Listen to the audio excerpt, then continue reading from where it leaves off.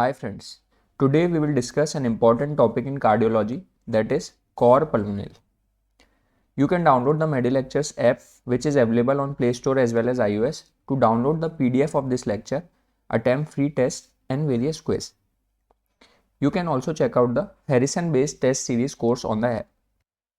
So friends, in this lecture, we will first go through the definition of Cor Pulmonale, what is the etiology and epidemiology, what is the pathophysiology behind this condition, how the patients present.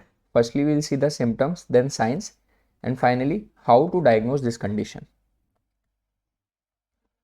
So guys, coming on to the definition, Cor Pulmonale is also known as pulmonary heart disease, that is, any lung condition leading to heart disease. It is defined as altered right ventricular structure or function in the context of chronic lung disease which is triggered by the presence of pulmonary hypertension. So, any chronic lung condition which leads to pulmonary hypertension can lead to Cor Pulmonale. Now, what is not included in Cor Pulmonale? So, right ventricular dysfunction which is occurring without the presence of pulmonary hypertension due to any chronic lung disease. This will not be considered as Cor Pulmonale, and this will be seen in heart failure with preserved ejection fraction or heart failure with reduced ejection fraction. So in this, heart failure and RV dysfunction is itself a disease and not secondary to any chronic lung condition. Now coming on to the etiology and epidemiology, chronic Cor Pulmonale develops in response to chronic pulmonary hypertension.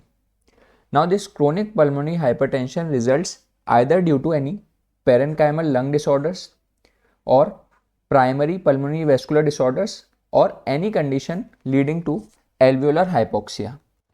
Now once the susceptible patient develops Cor Pulmonale, their prognosis worsens regardless of the underlying etiology. Now a very important point is COPD, that is chronic obstructive pulmonary disease including chronic bronchitis, are responsible for almost 50% cases of Cor Pulmonale. So it is the most common cause, but as we have discussed, any disease that affects pulmonary vasculature or parenchyma can also lead to Cor Pulmonale. Now let's consider the detailed list in each type of causes. So Cor Pulmonale can either be due to diseases of the parenchyma, disorders of chronic alveolar hypoxia, and diseases of the pulmonary vasculature. As we discussed, the most common cause is COPD, which is included in the diseases of lung parenchyma. So chronic obstructive pulmonary disease, which includes emphysema as well as chronic bronchitis, interstitial lung diseases, which can be idiopathic, secondary, or due to sarcoidosis. There can be combined pulmonary fibrosis and emphysema, that is component of ILD as well as COPD. Then bronchiectasis, which is commonly seen in cystic fibrosis, pulmonary Langerhans histiocytosis, and rare conditions like lymphangioliomyomatosis and developmental lung disorders can also lead to Cor Pulmonale. Now when we consider the disorders of alveolar hypoxia, these can be alveolar hypoventilation syndromes. Most importantly, this will include obesity hypoventilation syndrome. So this can also lead to Cor Pulmonale. Then there can be central hypoventilation, neuromuscular disorders, disorders of chest wall including kyphoscoliosis, and chronic exposure to high altitude. Now when we consider the diseases of pulmonary vasculature, these are relatively rare. Since the prevalence of these conditions is rare, so these are relatively rare causes of Cor Pulmonale, but Cor Pulmonale is commonly seen in these conditions. If the patient is having these conditions, he will land very usually into Cor Pulmonale.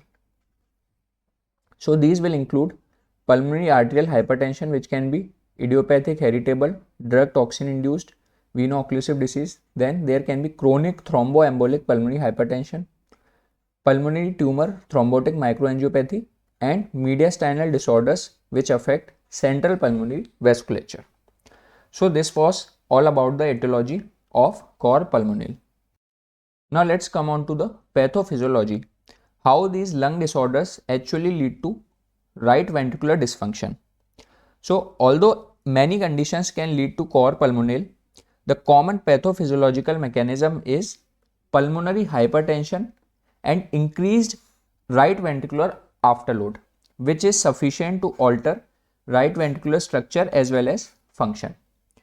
Now the alteration in structure can be dilatation with or without hypertrophy.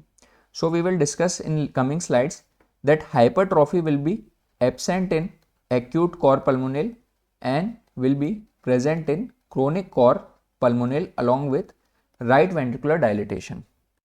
Now, normally the mean pulmonary artery pressure is 15 millimeter of mercury and does not increase significantly even with increasing multiples of cardiac output, and this is because of pulmonary vasodilatation and blood vessels recruitment. But in the setting of any parenchymal lung disease, primary pulmonary vascular disorders or disorders of alveolar hypoxia, the vascular bed undergoes vascular remodeling, vasoconstriction and finally destruction. And all these changes leads to increased pulmonary artery pressure, which leads to right ventricular afterload which increases, and this condition is known as cor pulmonale, in which there is alteration in RV structure as well as function due to increased right ventricular afterload. Now the systemic consequences of cor pulmonale are due to alteration in cardiac output as well as salt and water homeostasis. Now when we consider anatomically, right ventricle is a thin walled compliant chamber as compared to left ventricle, and it is suited to handle volume overload, not the pressure overload. It is very well suited to handle the volume overload. So whenever pressure overload is given to right ventricular in cases of pulmonary hypertension, it will undergo changes and this will lead to cor pulmonale. Now the response of right ventricle to the pulmonary hypertension will depend on the acuteness and severity of pressure overload. What is the acuteness and severity of the pressure overload? So in acute cor pulmonale, which occurs after sudden and severe stimulus, for example in cases of massive pulmonary embolism, this will lead to right ventricular dilatation without hypertrophy. So no hypertrophy will be seen. Only right ventricular dilatation leading to right ventricular failure will be there, and there will be no hypertrophy seen in cases of acute cor pulmonale. On the other hand, in chronic cor pulmonale, initially there is compensatory right ventricular hypertrophy, which later leads to slowly developing right ventricular dilatation with features of right ventricular failure termed as chronic cor pulmonale. Now, acute decompensation of chronic cor pulmonale is also a commonly seen phenomena which can be triggered by certain conditions like worsening hypoxia as seen in pneumonia, acidemia as seen in cases of COPD exacerbation, acute pulmonary embolus, atrial tachyarrhythmia, hypervolemia, and finally cases of mechanical ventilation. Now this mechanical ventilation leads to compression of blood vessels which are associated with alveoli and further increase the right ventricular afterload due to compression of alveolar blood vessels. Now coming on to the clinical manifestations of cor pulmonale. Firstly, we will be discussing symptoms, and then on the next slide we will be discussing the signs of cor pulmonale. So the symptoms in chronic cor pulmonale are generally related to the underlying pulmonary disorder. Now the dyspnea is the most common symptom of cor pulmonale, and it is due to increased work of breathing. Now this increased work of breathing is attributable to the following factors. These include changes in the elastic recoil of lung, which can be seen in fibrosing lung diseases, altered respiratory mechanisms as seen with overinflation with COPD, inefficient ventilation as seen with primary pulmonary vascular diseases, and cardiovascular limitations with decreased oxygen delivery due to reduced cardiac output. So these are the factors which lead to increased work of breathing, leading to dyspnea, which is the most common symptom. Now apart from dyspnea, patients also present with lower extremity edema and ascites, which is due to neurohumeral activation, increased right ventricular filling and increased right atrial pressures, and increased levels of CO2 and hypoxemia. These all factors lead to peripheral vasodilation and edema formation. Now when we consider the signs of cor pulmonale, in the examination of cardiovascular system, in chronic cor pulmonale, there will be findings of pulmonary hypertension. These will include murmur of TR, tricuspid regurgitation, S3 gallop. On palpation, we can feel right ventricular heave along the left sternal border, and there will be elevated JVP with prominent V waves. This is the very significant finding in cases of right heart failure.